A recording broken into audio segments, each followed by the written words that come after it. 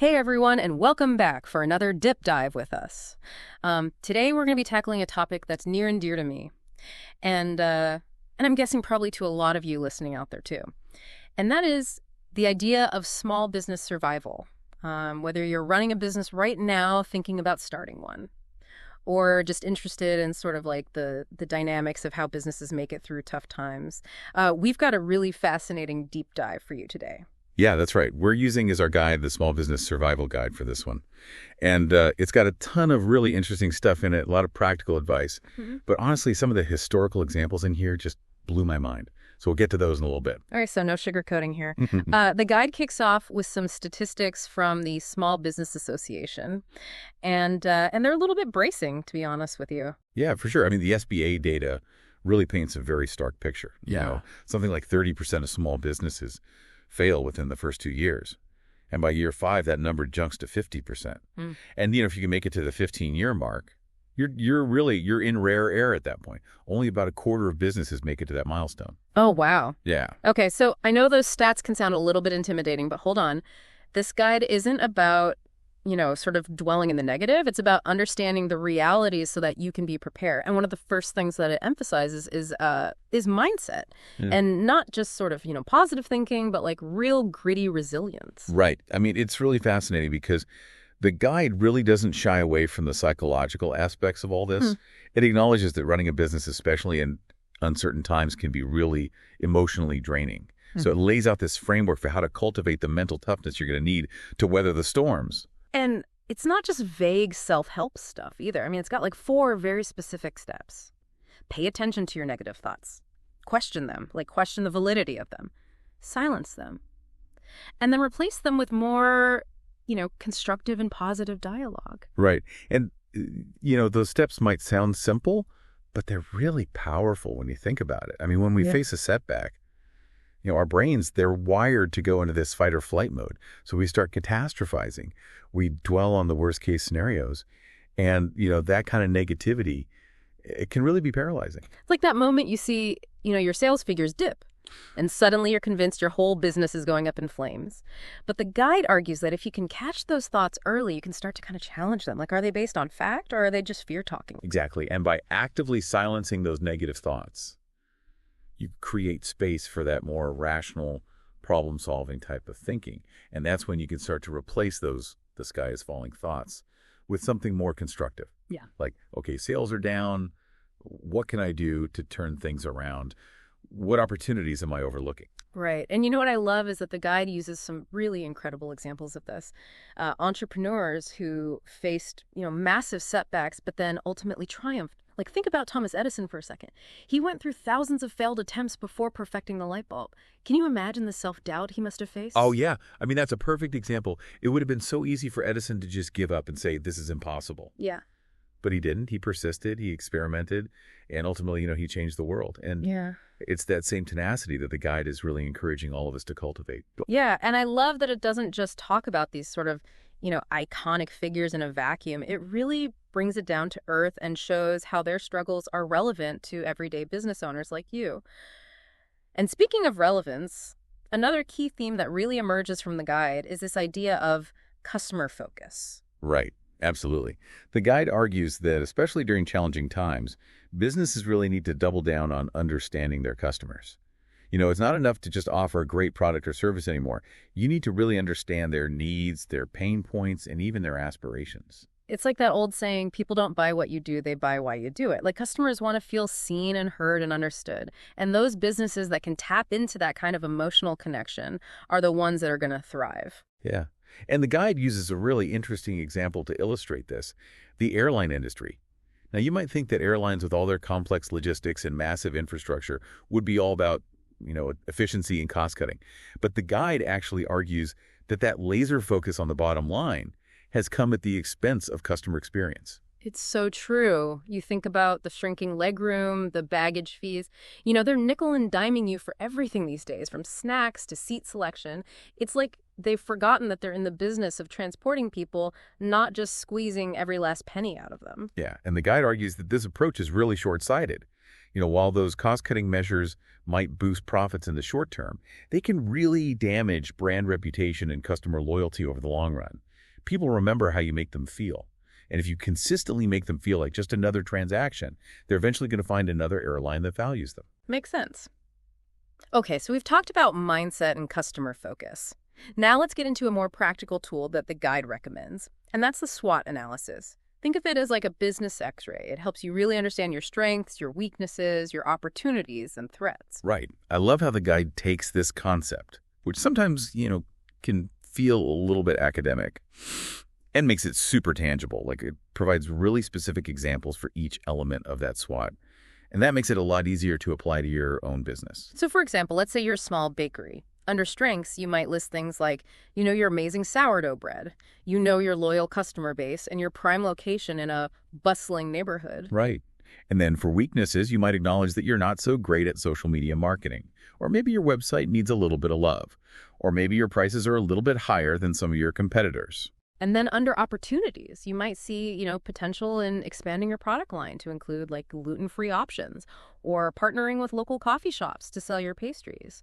Or maybe even starting a baking class to share your skills with the community. Right. And then for threats, you might consider, things like the rising cost of ingredients. Yeah. Or the fact that a new bakery might be opening down the street. Or even just, the potential for an economic downturn that could impact how much people are spending. Right. And the guide really emphasizes that this SWOT analysis isn't just about gathering information. It's about turning those insights into action. It's about saying, okay, now that I have this really clear understanding of my business, what can I do to leverage my strengths, minimize my weaknesses, capitalize on opportunities, and then mitigate those threats? Right. And that's where it gets really interesting. The guide encourages you to develop a very specific action plan based on what you find in your SWOT analysis. Like what concrete steps can you take to address each of those areas? What resources do you need? What kind of timelines are we working with? And it's important to remember that action plan should be fluid. As your business evolves, as the market changes, you're going to want to revisit that SWOT analysis and adjust your plan accordingly. Exactly. It's all about being proactive, adaptable, and constantly looking for ways to improve and refine your approach.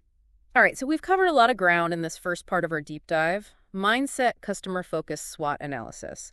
But don't worry, we're just getting started. In the next part, we're going to delve into the nitty-gritty of cost reduction, cash flow management, and the strategic role of an accountant. So stay tuned. Welcome back to our deep dive into the Small Business Survival Guide. So in the last part, we talked about, building that resilient mindset, really understanding your customers, and using that SWOT analysis to get a clear picture of your business. Now let's kind of get down to brass tacks and talk about something that I think every business owner really needs to master, and that's managing cost. It's funny. When I first started reading this guide, I thought the whole cost-cutting section was going to be like doom and gloom, batten down the hatches / everything.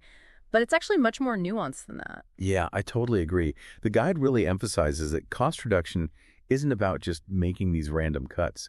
It's about taking a strategic approach, prioritizing your needs over your wants, and figuring out ways to operate more efficiently without sacrificing, quality or customer satisfaction. Right. I love how the guide breaks it down into this 3-step process. First up, tackling those discretionary costs.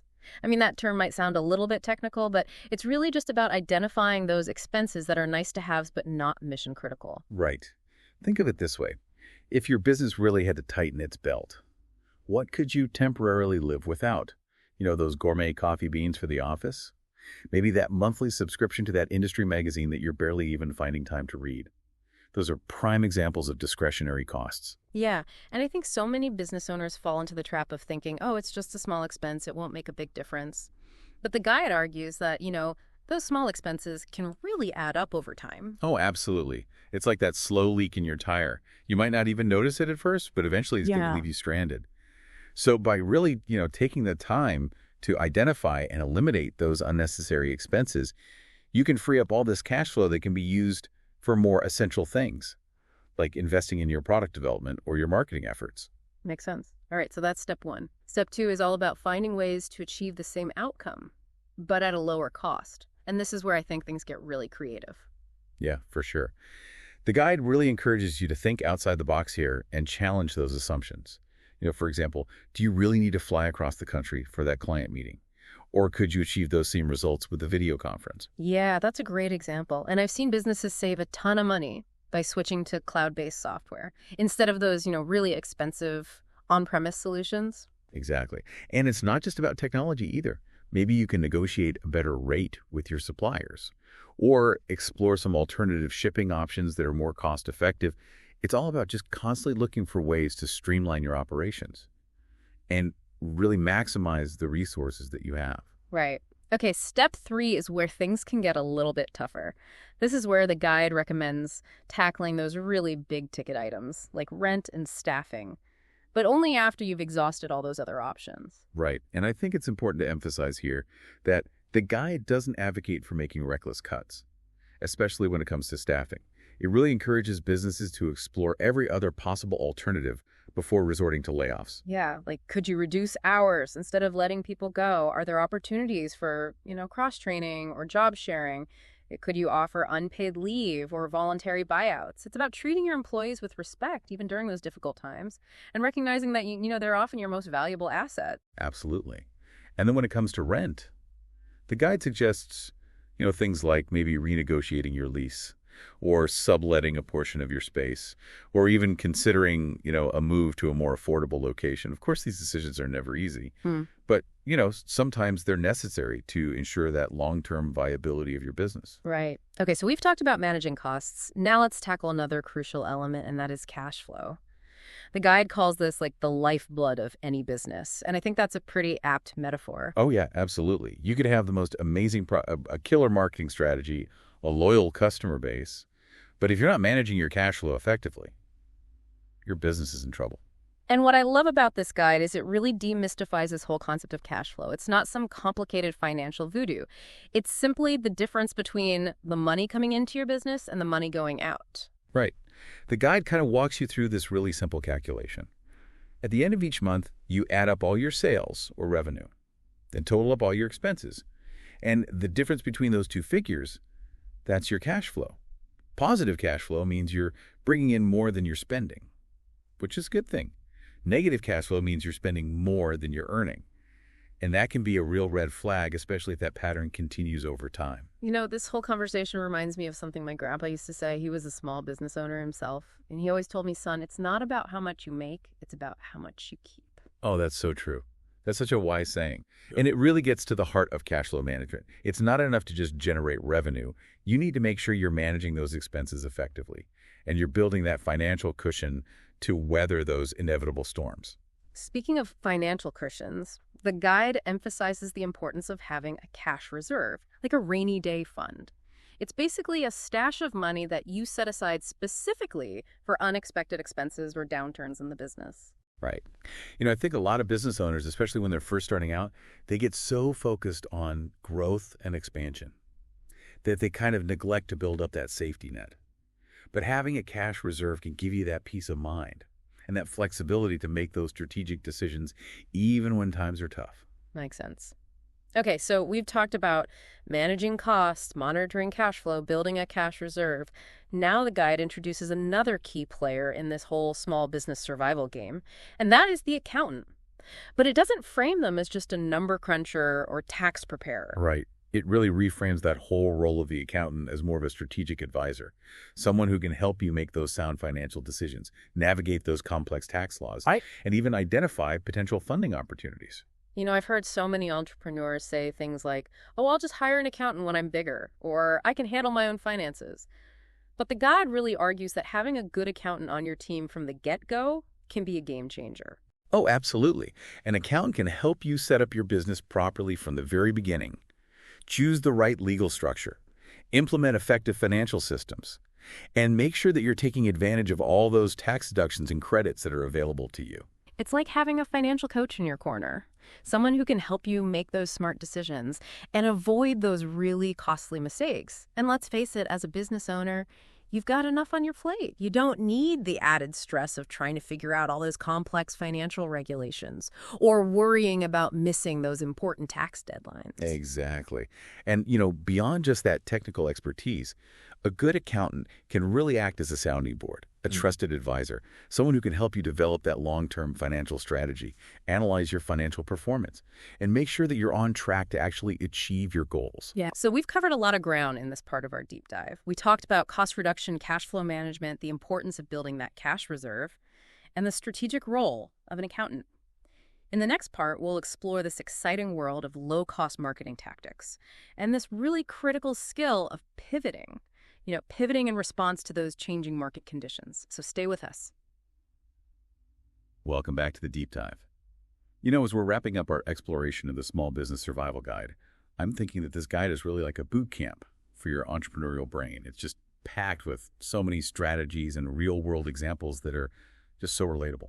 Yeah, it really makes you rethink some assumptions, doesn't it? And one of the things that really struck me was how much emphasis the guide puts on marketing. Even when you're kind of in that survival mode, it'd be so easy to think, okay, got to cut costs, marketing's got to go. But the guide really makes this compelling argument for why that's a mistake. Yeah, it's almost counterintuitive, isn't it? You think when resources are tight, you'd pull back on everything except the essentials. But the guide argues that marketing, even on like a shoestring budget, is absolutely essential for staying visible and top of mind with your customers. Exactly. It's like that old saying, out of sight, out of mind. If you go silent, your competitors are going to be more than happy to fill that void. And the guide offers a whole arsenal of these low-cost marketing tactics that are surprisingly effective. Okay. I'm intrigued. Give me some examples. What kind of low-cost marketing magic are we talking about here? Well, one of the most powerful and often overlooked tactics is word-of-mouth marketing. It's essentially getting your satisfied customers to do the talking for you. Oh, you mean like referrals and testimonials? I mean, I guess those are technically free. Yeah. But how do you encourage those customers to actually spread the word? That's the key. The guide suggests, a few different strategies. First and foremost, providing that exceptional customer service. Yeah. Going above and beyond to really make those customers feel valued and appreciated. It's like giving them that warm, fuzzy feeling when when a business really goes the extra mile. And you can't help but tell all your friends about it. Right. And then beyond just providing that great service, you can actually actively encourage referrals by offering some kind of incentive like a discount or a loyalty reward to customers who recommend your business to others. Oh, that makes sense.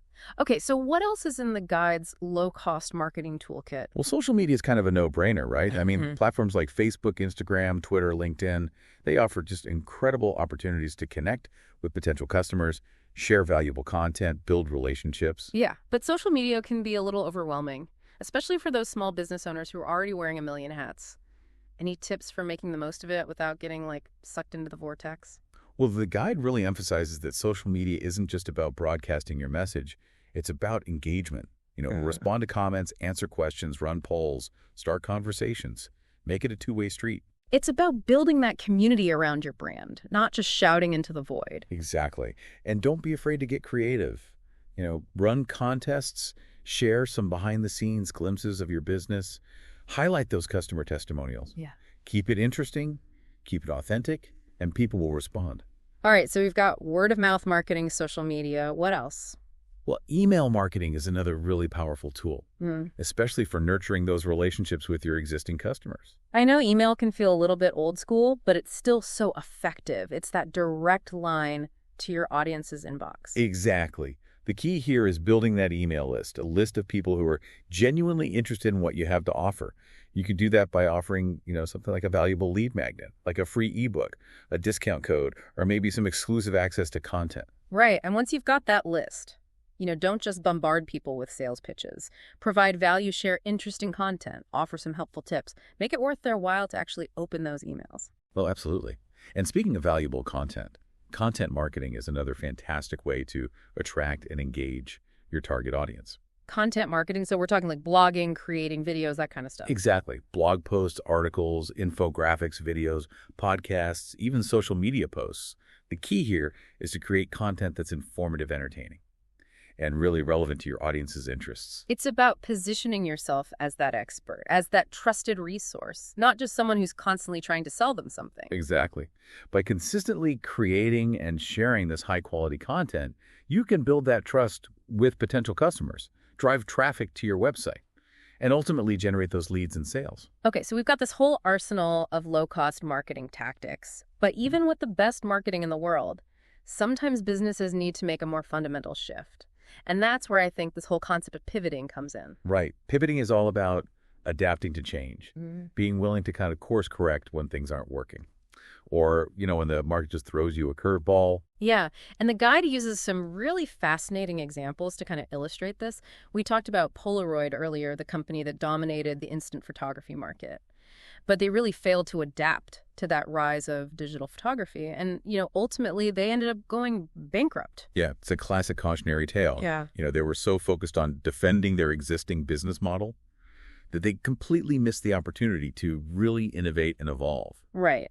And on the flip side, the guide highlights Yelp, which started out as this platform for friend recommendations, but then pivoted to become the review giant that we know today. Right. That's a great example of a company that was really willing to listen to their users, identify that shift in the market, and adapt their business model accordingly. They didn't just cling to that original idea. They were open to change, and that flexibility, ultimately led to their success. So what are some key takeaways for our listeners when it comes to this whole pivoting thing? How do you know when it's time to kind of make that change? And what are some of the strategies to consider? Well, the first step is to really be honest with yourself about what's working and what's not.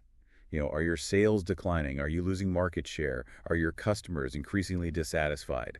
These are all signs that it might be time to kind of reassess your approach. It's about being willing to challenge those assumptions and step outside your comfort zone. Exactly. And the guide outlines 6 specific pivot strategies that businesses can kind of consider. One is to explore new sales channels. Maybe you're a brick and mortar store that needs to establish an online presence. Or maybe you're a B2B company that could really benefit from exploring those direct-to-consumer sales. Another strategy is to really segment your customer base and focus on those most profitable segments. Right. This could involve tailoring your products or services to meet their specific needs, or developing those targeted marketing campaigns to reach them more effectively. The guide also suggests, maybe focusing on a specific product feature that's particularly popular with customers. Maybe you have a product with multiple features, but one is really resonating more than the others. Double down on that. Right. You could also consider changing your revenue model. For example, if you're a software company that traditionally sold one-time licenses, you could switch to a subscription-based model. Or if you're a media company that relied primarily on advertising revenue, you could start to explore those alternative revenue streams, like membership fees or paid events. Another strategy is to kind of adjust your pricing and positioning. Maybe you're competing on price and finding it really difficult to maintain profitability. Could you reposition your brand as a more premium offering and charge a higher price? Or if you're struggling to differentiate yourself from competitors, could you focus on a specific niche market or offer a unique value proposition? And finally, the guide emphasizes the importance of really embracing those new technologies.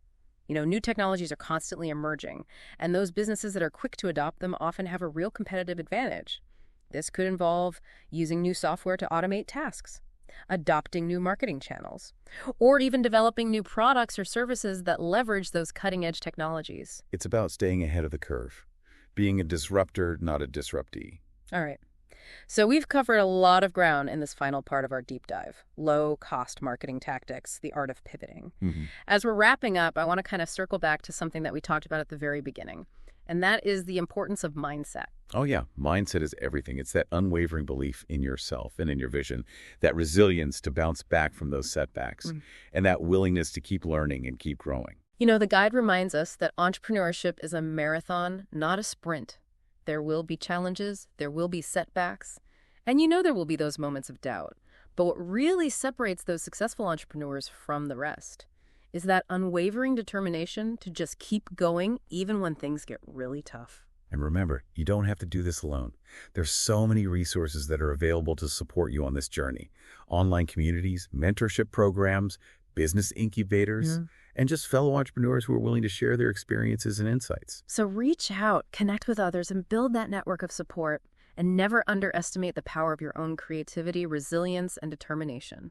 That's right. And we'd love to hear about your own entrepreneurial adventures. Share your thoughts, your challenges, your triumphs on social media using the hashtag #DeepDiveSurvival. We'll be looking out for your posts and cheering you on every step of the way. Until next time, keep learning, keep growing, and keep diving deep.